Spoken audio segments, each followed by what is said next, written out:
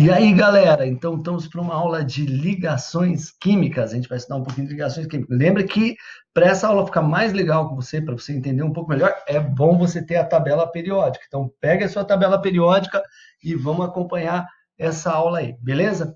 Então, eu vou abrir o meu PowerPoint, a minha carinha vai sumir, até que é bom para não assustar vocês, e vamos lá, então.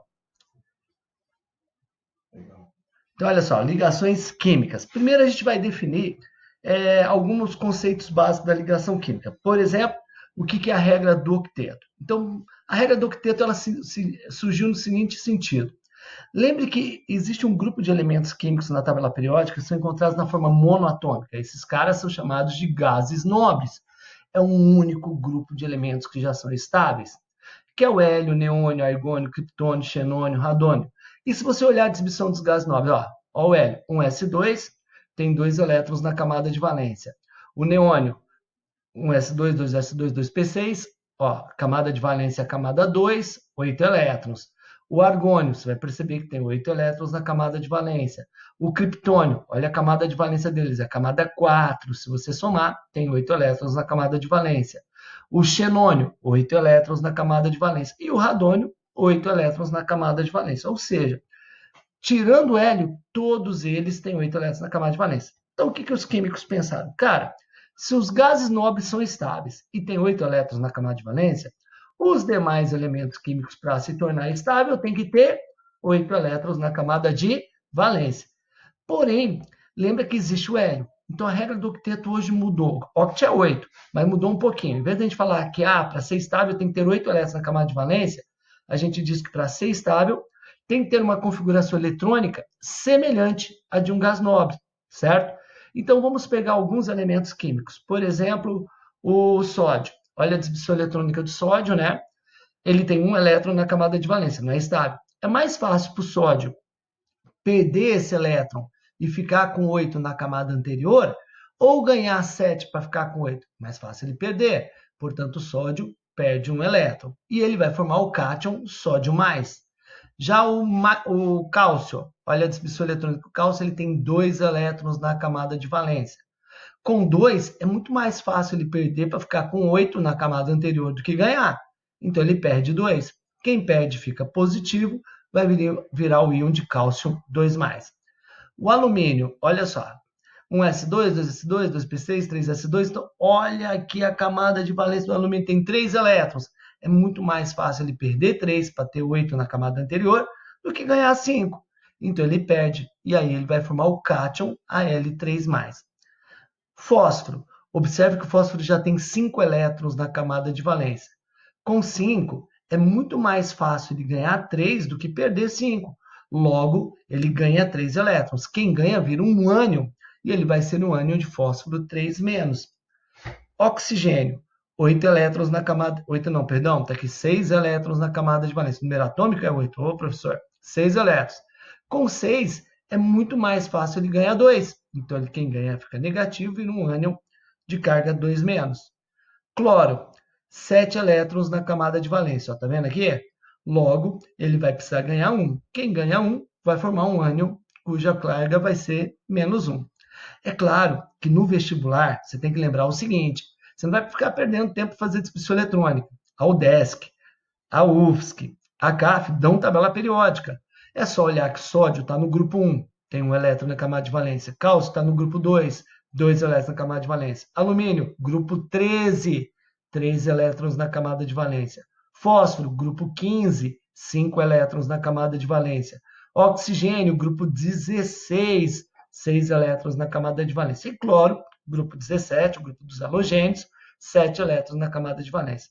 Notaram que os metais tendem a perder elétrons e os não metais tendem a ganhar elétrons. Então, está aí a nossa lógica. Quem é metal perde, quem não é metal ganha. Bom, temos que cuidar com 2 elementos químicos. Um é o hidrogênio, né? Porque você percebeu que a regra é o seguinte: em geral, quem tem menos que 4 elétrons na camada de valência tinha tendência a perder. Mais que 4, tendência a ganhar. O hidrogênio tem 1 elétron na camada de valência, mas ele não perde, ele ganha 1. Lembra que o hidrogênio, para ficar estável, ele vai imitar o gás hélio. E o outro elemento é o carbono, que tem 4 elétrons na camada de valência, precisa ganhar 4 para ficar estável. O carbono é um não metal e o hidrogênio comporta-se como um não metal. Feito isso, a gente agora já sabe quem perde, quem ganha. Vamos fazer um comparativo das ligações químicas. Ligação iônica, sempre um metal com não metal. Covalente, 2 não metais. Metálica, 2 metais. Na ligação iônica, um perde, um ganha. Metal perde, não metal ganha. Na ligação covalente, os dois ganham. Na ligação metálica, os dois perdem, né? Porque os dois querem perder, aliás, os dois são metais. Na ligação iônica, quem perde vira um cátion, quem ganha vira um ânion. Ou seja, ocorre uma formação de íons, forma íons. Na ligação covalente não forma íons, forma moléculas. E na ligação metálica, como os dois querem perder, vai aparecer o que a gente chama de elétrons livres. Na ligação iônica, os compostos que fazem ligação iônica são chamados de compostos iônicos. Os que fazem ligação covalente são chamados de compostos moleculares. Até pode falar compostos covalentes, mas o vestibular não vai falar. Então, sempre que o vestibular falar, tem-se uma substância molecular, ela faz ligação covalente, certo? Já os compostos que fazem ligação metálica são chamados de compostos metálicos. Eu vou tomar uma aguinha que a boca está secando. Na ligação iônica ocorre o que a gente chama de transferência de elétrons. Na ligação covalente, um compartilhamento de elétrons. E na ligação metálica vai aparecer o que a gente chama de nuvem eletrônica. Lembra? Os elétrons livres vão formar essa nuvem eletrônica. Bem, os compostos que fazem ligação iônica têm alto ponto de fusão, alto ponto de ebulição e são sólidos à temperatura ambiente. Já a ligação covalente tem baixo ponto de fusão, baixo ponto de ebulição. Podem existir compostos sólidos, líquidos ou gases, tá? Na ligação metálica é um altíssimo ponto de fusão e ebulição. Os compostos são sólidos, com exceção do mercúrio, que é o único metal líquido que existe, tá?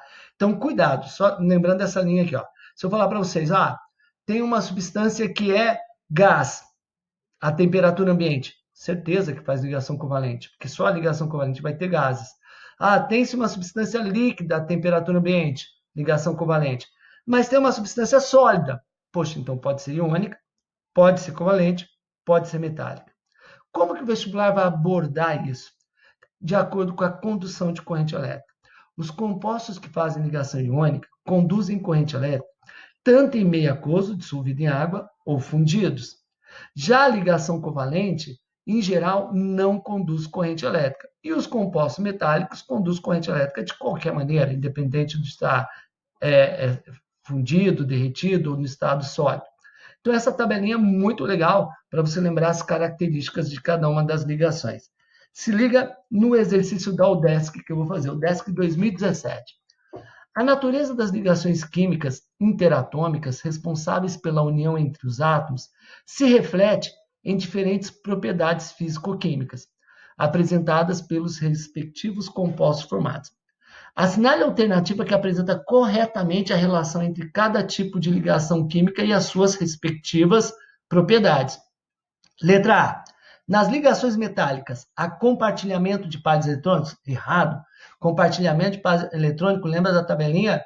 Né? Se não lembra, volta nessa aula. Ela é ligação covalente. Letra B. As ligações covalentes são predominantemente realizadas entre os elementos mais afastados possíveis? Não. Lembra, se eles são muito afastados, eles têm diferença de eletronegatividade. Um vai ser metal, outro não metal. Então, está errado também. Letra C. A teoria da nuvem eletrônica suporta teoricamente a formação das ligações metálicas. Os metais tipicamente apresentam baixa relação de massa e volume e alto ponto de fusão e ebulição comparado com os compostos moleculares. Cara, essa frase está quase tudo certo. A nuvem eletrônica é típica da ligação metálica, eles têm alto ponto de fusão e ebulição, porém, a relação massa e volume é baixa. Normalmente, os metais têm grande densidade. Uma relação baixa entre massa e volume é de baixa densidade. Não, os metais são densos. Então, isso aqui torna essa afirmação errada. Letra D. O compartilhamento de elétrons de ligação devido à baixa diferença de eletronegatividade é a base da ligação covalente? Com certeza. Compostos moleculares podem se apresentar no estado sólido, líquido, à temperatura ambiente? Com certeza. Então, essa alternativa já é a correta. Mas vamos ver a letra E. A ligação iônica é caracterizada pela união de cátion e ânion, perfeito? Por meio de interações colombianas, tudo bem.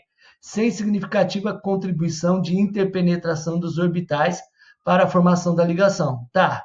Os compostos iônicos podem ser líquidos à temperatura ambiente? Não. Eles são sólidos, formam cristais. Todo composto iônico é sólido. Vamos só fazer mais uma questão da UDESC ano passado, em 2020, né?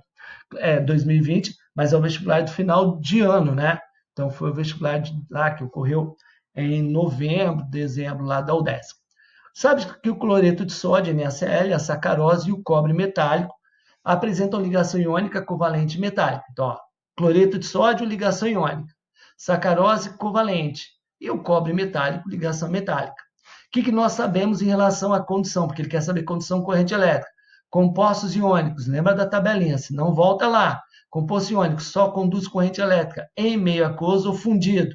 Composto molecular não conduz corrente elétrica. Composto metálico conduz corrente elétrica em qualquer situação. Então vamos lá. Material, cloreto de sódio, composto iônico, certo? Composto iônico. Então vamos ver. No estado sólido puro não conduz. Líquido, conduz. Se está fundido, derretido, conduz. E em solução aquosa, conduz. Então, situação 1, conduz corrente elétrica. Sacarose é molecular? Se é molecular, não conduz sólido, não conduz líquido e nem conduz dissolvido em água, não conduz corrente elétrica.